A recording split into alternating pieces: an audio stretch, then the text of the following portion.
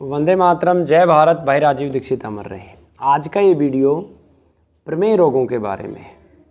आपको पता है भारत इस समय अब तक के सबसे बुरे दौर से गुजर रहा है और उसका मूल कारण क्या है?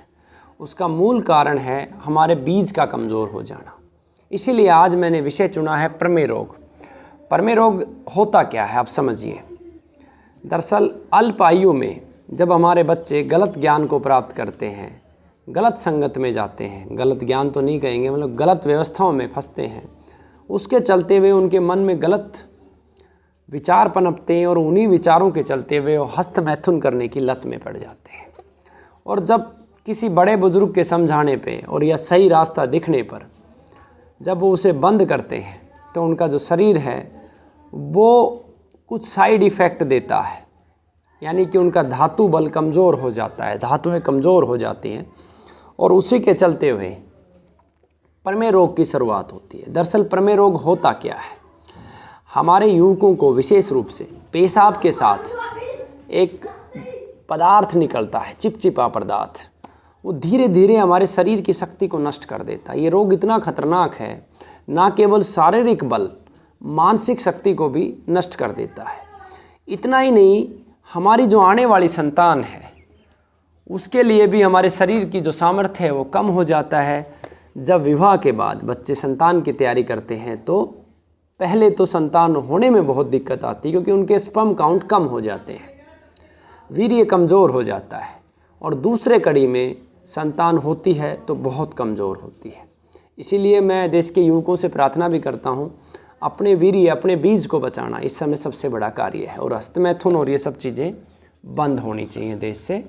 तो आज ज़्यादा समय नहीं लेते, हम चर्चा करेंगे प्रमेय रोग को। तो ये हमने कारण समझे क्यों होते हैं।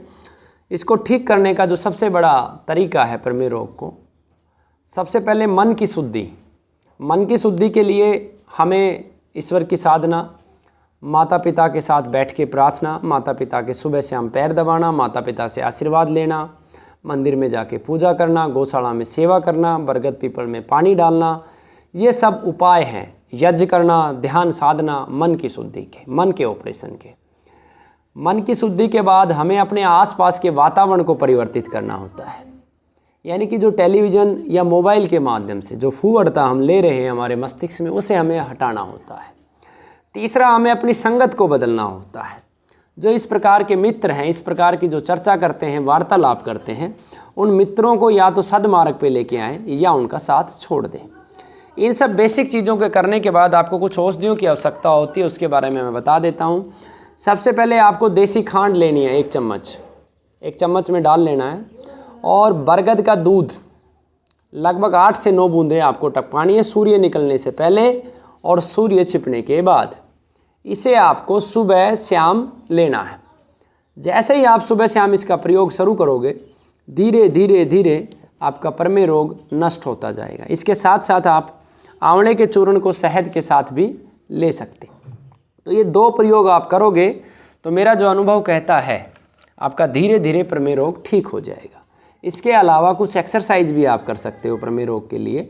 जो आपकी मूत्र नली है, जब आप पेशाब करें तो उसको हल्का सा प्रेस करें, दबाएं, फिर पेशाब करें, फिर दबाएं, फिर पेशाब करें, फिर दबाएं, फिर पेशाब करें। ऐसा करने से आपका प्रमेय रोग ठीक हो जाएगा। और इसके अलावा एक योग भी आप कर सकते हैं, मैं खड़े होकर आपको बता देता हूँ। आपको ऐसे पंजे पे खड़ा होना है और यहाँ पर जहाँ पे हमारा पेशाब का स्थान है, ऐसे आपको खींचना है।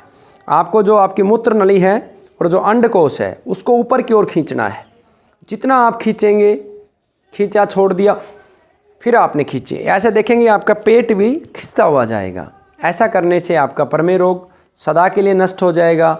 आप सदाचारी बनेंगे, माता पिता के आज्ञाकारी पुत्र बनेंगे और समाज निर्माण में बड़ा योगदान देंगे, राष्ट्र निर्माण में बड़ा योगदान देंगे। ऐसा मैं इसलिए कह रहा हूँ जब भी कोई युवक अपने शरीर को मजबूत बनाता है, अपने मस्तिष्क को मजबूत बनाता है, तो ना केवल स्वयं को, अपने परिवार को, समाज को, राष्ट्र को और धर्म सभी को मजबूत बनाता है। और इतना ही नहीं, उसके जो आने वाली पीढ़ी है, आने वाली संतानें हैं, वो भी मजबूत होती हैं।